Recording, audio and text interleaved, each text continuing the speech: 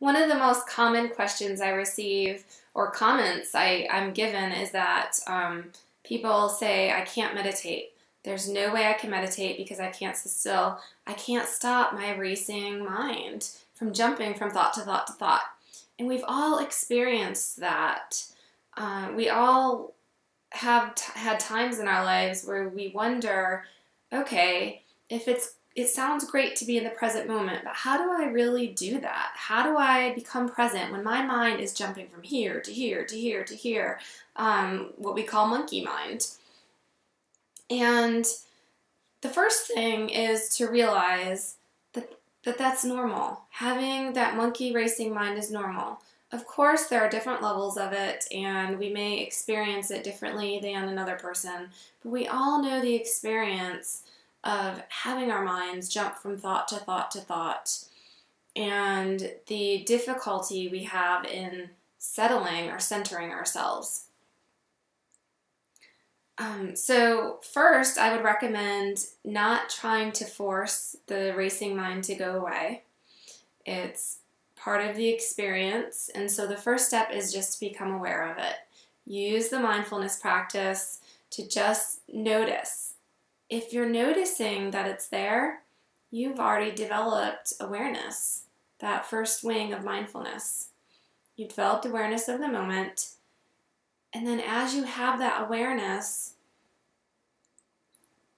bring in compassion and kindness for it, meaning you don't need to add additional judgments or judge yourself in any way for having that experience. Just know that it is okay for the mind to be racing from thought to thought. Okay, so coming to the present moment, there are tools you can use. The main tool that you have available with you in every single moment, no matter what you're doing, is the body in all five senses. So of course you won't be able to use all five senses in every situation. However, the senses are what enable us to fully engage in life and to be in the present moment. So if you notice the mind is wandering and racing from thought to thought to thought to thought, come back to the experience here.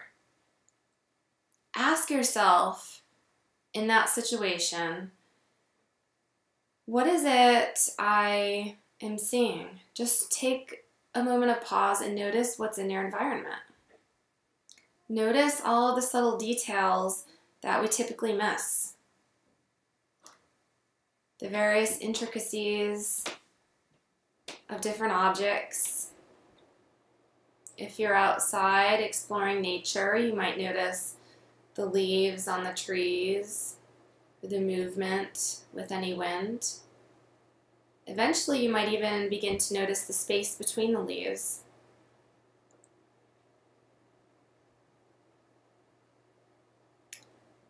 So first noticing with sight. And then you can shift your practice and listen. Bring your awareness to the sensation of sound.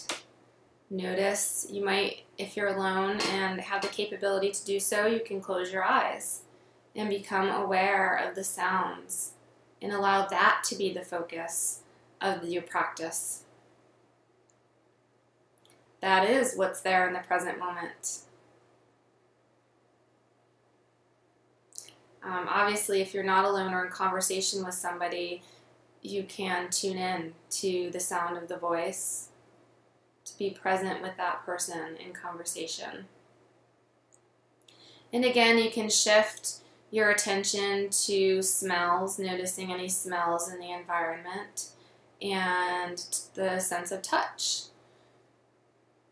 Depending upon the situation and where you are, you may be able to explore and touch various surfaces and objects and just explore what that feels like. For example, I have some plants here on my desk, and so you can come to the present moment by exploring the plants and feeling the textures, not having to tell any kind of story about it, but just Noticing the actual sensation and what that experience is like.